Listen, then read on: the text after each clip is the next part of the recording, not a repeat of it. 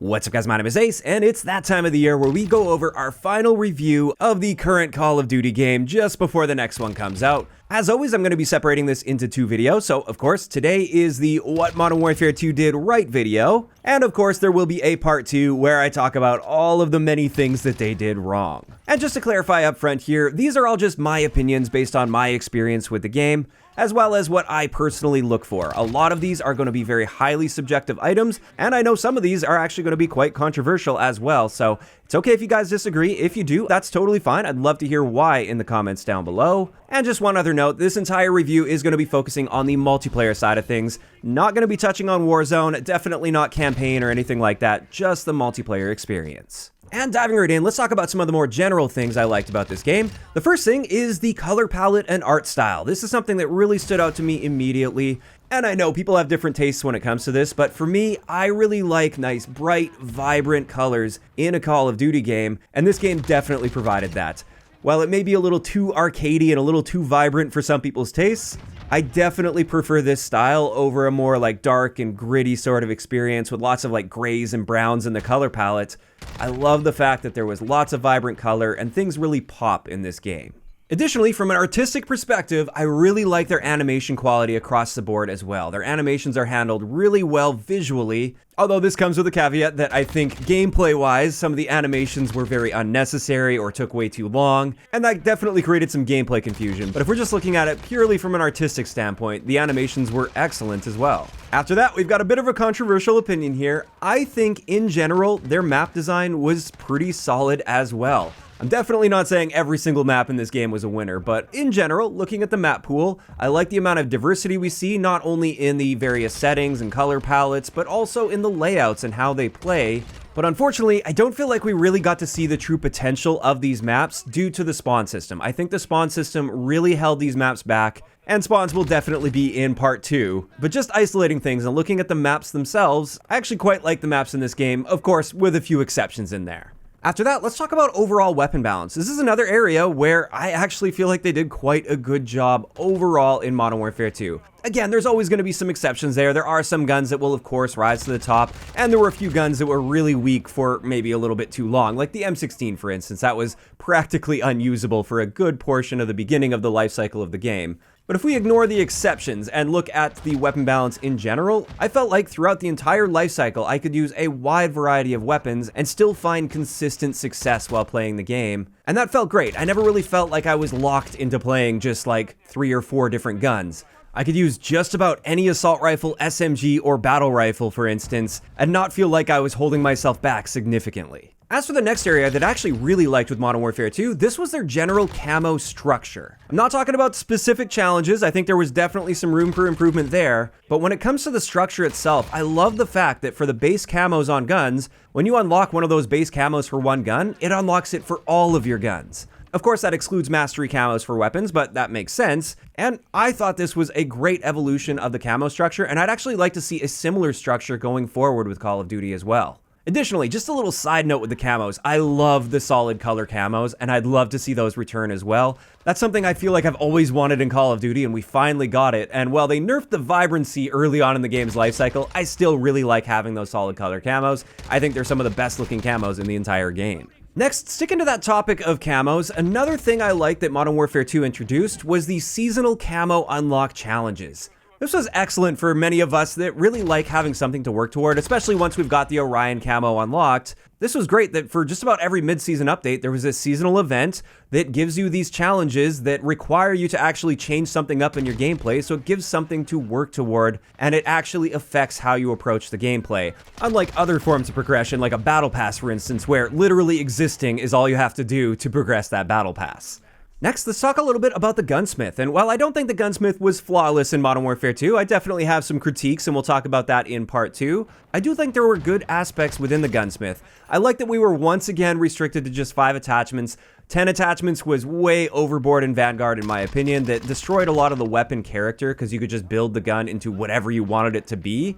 With this, I feel like they found a nice middle ground for the most part here, where you can still make very noticeable adjustments to how your gun performs, but the guns still maintain their individual character. And there were also a lot of different selections within each one of the attachment categories that gave you the ability to really fine-tune things to your liking. And speaking of fine-tuning things, something that helps with this is the firing range. I love the fact that we finally have a firing range in a Modern Warfare game, and while it was quite limited in the things that you could do in the firing range, and I'd love to be able to do a lot more in a firing range, and also there were some bugs with like damage values and multipliers with the dummies, I still really like the fact that they at least brought it to the game, and this very limited version of the firing range is much better than no firing range at all, so I'll at least give them credit for bringing that to the game, with the hopes that they will be taking things to the next level going forward. As for the next thing, this is actually one of my favorite parts of Modern Warfare 2 and something that I hope becomes a staple going forward. I absolutely love the Scorestreak Killstreak toggle. I love the fact that unlike Modern Warfare 2019, you don't have to use one of your valuable perk slots just to be able to get access to score streaks. And while if it were up to me, I would make it score streak by default, but with the ability to toggle to kill streaks, especially if you're playing one of the objective-based modes. I'll admit that is getting a little bit on the nitpicky side, and I just love the fact that we at least have this toggle where you don't have to give something up just to be rewarded for properly playing the objective. After that, another very welcome addition that I enjoyed with Modern Warfare 2 is the drill charge. I feel like they haven't really been innovating too much in the equipment category for many years in Call of Duty, and this was an excellent innovation. I really enjoy using the drill charge. I can see why they don't allow it in competitive play, but at least for public matches, I really do like using the drill charge. I think it's great for rooting people out of a room if they're sitting around a corner just waiting for you, or if they're behind a really pesky piece of cover, you can just throw this right on that piece of cover. It'll drill through and either force them out of the cover, or kill them, or damage them significantly if they're using blast shield. I just thought this added a really interesting dynamic to the public match gameplay, and I really wouldn't be opposed to this returning in the future. Next up, let's talk about a very subtle mechanic that not many people ever talk about. This is the good suppression effect that they added with Modern Warfare 2. Now, in Vanguard, they had a suppression effect that would actually slow you down and affect your movement. I didn't like that at all. In Modern Warfare 2, this suppression effect is quite subtle, and it's essentially just designed to let you know that, like, hey, there's bullets flying right past you. You should be aware of that, and that goes alongside the audio cues as well. And I think this is a perfect way of handling suppression. I also feel like it just fits in so naturally, and it's one of the reasons you don't see many people talking about it. I think a lot of people don't even really consciously recognize that this feature exists and that it's different than previous years, but it is. And I think this is a very welcome addition to the franchise, and I'd love to see this return going forward. As for the next thing, this is another one that I think may be a little bit controversial. This is how they handled swimming when it comes to multiplayer. I personally think they handled this quite well by not going overboard and making it so you needed to swim in order to properly play the maps. They also added proper risks to swimming. If you're going underwater, you can only use a pistol, and they also significantly reduced the amount of range that you had with that pistol. So it kept things limited so you didn't have those annoying situations where somebody dive underwater, be practically invisible, and then just shoot from underwater and kill you while you're above water. That was fairly rare, and I feel like if you did pull off that move, you earned it with the way that they currently handle swimming. But I also just like the fact that swimming wasn't overly prevalent on these maps. Sure, there were a couple maps here or there that really utilized swimming to its fullest, like Zarqwa Hydroelectric or Vondel Waterfront, but even on Vondel Waterfront, where there are tons of opportunities for swimming, even if you never touch the water on that map, I feel like you're not really missing out on the experience. I don't feel forced to swim on Vondel Waterfront. I think it's just a nice option that it opens up for you if you decide you want to go that route. And it's the same story with Zarqwa Hydroelectric. You could play that map without ever touching the water, and the map would still play great. And that's why I really like swimming in general in this game. I feel like it opens up some opportunities and some options, but it never feels like a requirement to get the full experience.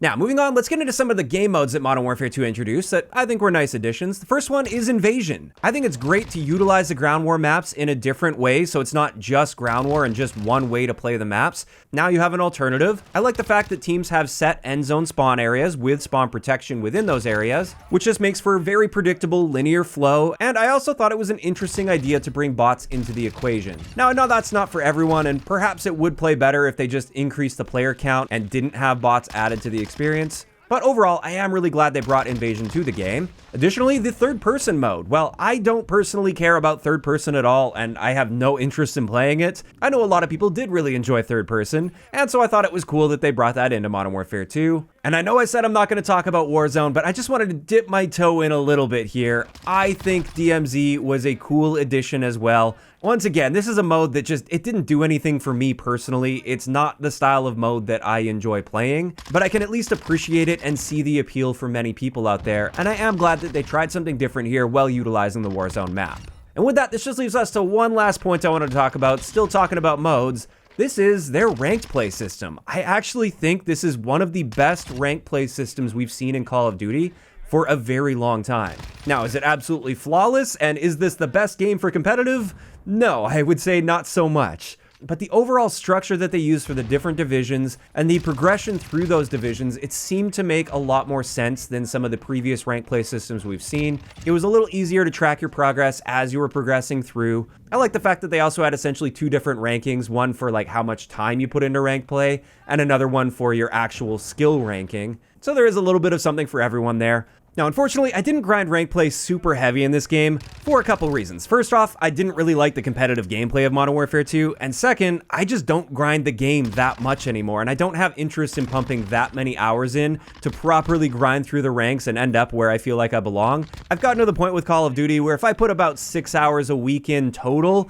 I'm happy. That's about all I really want to play. And therefore, the idea of using that 6 hours a week just to grind ranked play, it just doesn't really appeal to me that much. But something I did hear about a lot is that, especially in the higher divisions, cheating got really rough. Like people just using full-on aim bots and wall hacks. That's really unfortunate, and I'm sure that held the ranked play mode back. But if we're just talking about the general structure and blueprint for ranked, I think they did an excellent job in Modern Warfare 2, and I think that is a great template to build off of going forward. And with that, that's going to wrap it up for all of the main points that popped into my head as far as what I feel Modern Warfare 2 did right. I'm sure there's some little things mixed in there as well that I just didn't pick up on and they didn't come to mind as I was creating this list, but those are at least the primary elements that I really enjoyed about this game. And one final note I want to make here is overall, I actually didn't hate Modern Warfare 2. I hated a good handful of their design decisions, and I feel like the game was held back unnecessarily in so many ways, and we'll be hearing about those ways in part 2. But since we're talking positives here, I'm not going to lie and say that I despised every element of this game and that it was a complete unplayable mess and absolute trash. I thought it was an okay Call of Duty game. I managed to find plenty of fun throughout the year in limited bursts, but it's also not the type of game that I really wanted to sit down and grind super hard. And this is where I want to hear from you guys in those comments down below. Let's focus on the positives for this video. I'd love to hear what you think Modern Warfare 2 did right. No matter how big or how small, even if you despise the game, if you can come up with even just some little things that you think they did right, please let me know in the comments down below, and try to save those negative comments for part 2 of this, where you guys can just let loose in the comment section. I definitely want to hear in that one what you think they did wrong, and I'm hoping to have that video up at least within the next couple of days. If you enjoyed this one, a like rating is always appreciated, and don't forget to subscribe for more if you haven't already. I'll talk to you guys next time.